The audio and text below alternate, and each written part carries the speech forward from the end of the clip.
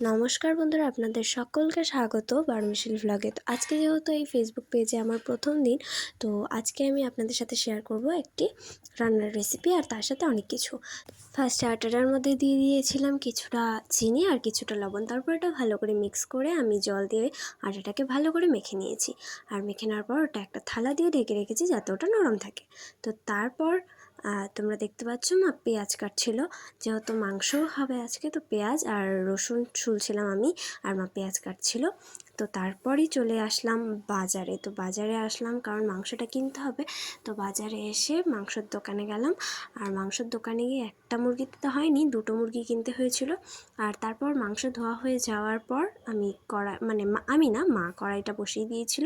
আর বসানোর পর তাতে গরম করে সর্ষের তেল, তেজপাতা, জিরে দিয়ে ভালো করে একটু নেড়ে নেড়ে তারপর ওটাতে গরম মশলা দিয়ে দিয়েছিল। আর গরম মশলা দেওয়ার পর দিয়ে দিয়েছিল পেঁয়াজটা ভালো মতো ভেজে তার মধ্যে দিয়ে দিয়েছিল একটু হলুদটা দেওয়ার পর কিছুটা নেড়ে নিয়েছিল। তো কিছুটা নাড়ার পর ভালো মতো ওটাকে কষিয়ে নিয়েছিল। আর ভালো করে কষিয়ে নেওয়ার পর ওটার মধ্যে মা দিয়ে দিয়েছিল মাংস, আর সব মাংসগুলো দিয়ে কিন্তু একবারেই নেড়ে দিচ্ছিল।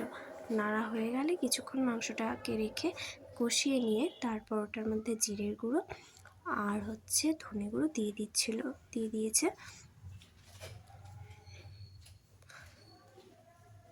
তারপর কিছুটা পরিমাণ লঙ্কার গুঁড়ো দিয়ে ভালো মতো নেড়ে ছেড়ে ওটার মধ্যে কাঁচা লঙ্কার পেস্ট আর পাকা লঙ্কা পেস্ট আর রসুন আদা বাটা দিয়ে দিয়েছিল। তারপর ওটাও ভালো মতো নেড়ে ছেড়ে নিয়ে তারপর পাশে আরেকটা কড়াইয়ের মধ্যে আলু ভেজে নিয়েছিল, আর আলু ভেজে নেওয়ার পর সেটা মাংসের মধ্যে দিয়ে দিয়েছিল। তারপর আলু দেওয়ার পর ওটার মধ্যে কিছুটা টক দই দিয়ে তারপর ওটা ভালো করে নেড়ে ছেড়ে জল দিয়ে কষিয়ে নিয়েছিল। আর কিছুক্ষণের জন্য কষানোর পর একটু গরম মশলা দিয়েই নামিয়ে রেডি করে নিয়েছিল মুরগির মাংস। তো তারপর যেটা করছিল সেটা ভালো মতো আমি যে আটাটা মেখে রেখেছিলাম সেটাকে লেচি করে কেটে নিয়েছিল, আর তারপরে মা ওটাকে ভালো মতো পাতলা করে বেলে নিয়েছিল। আর বেলার পর ভালো মতো রুটিটাকে বানিয়ে নিয়েছিল। আর দেখতেই পাচ্ছ রুটিটা কত ফুলে যাচ্ছে। আর এভাবেই সবগুলো রুটি বানানো হয়ে যাওয়ার পর আমি রুটিগুলোকে একটি প্লেটে সুন্দর করে সাজিয়ে নিলাম। আর তারপরে বেরিয়ে গেলাম দাদাভাইয়ের পিজির জন্য। আর যাওয়ার কারণ আর এত কিছু রান্না করার কারণ দাদাভাই পিজিতে থাকে, তো দাদাভাইকেই দিতে যাচ্ছিলাম আমি আর মা মিলে। তো এখন আমরা এখান থেকে কোটমোড় যাব।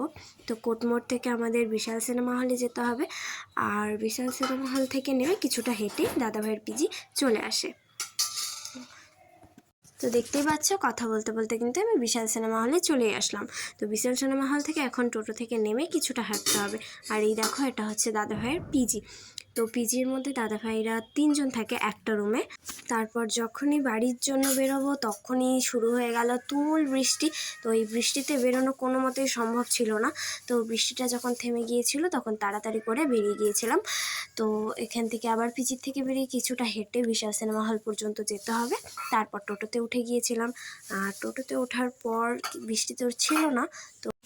তো দেখতে দেখতে এইভাবেই বাড়ি চলে আসলাম। তো এরপর তোমরা কি ভ্লগ দেখতে চাও সেটা অবশ্যই কমেন্ট করো, আর আমাদের পেজটাকে ফলো করে রেখো। টাটা।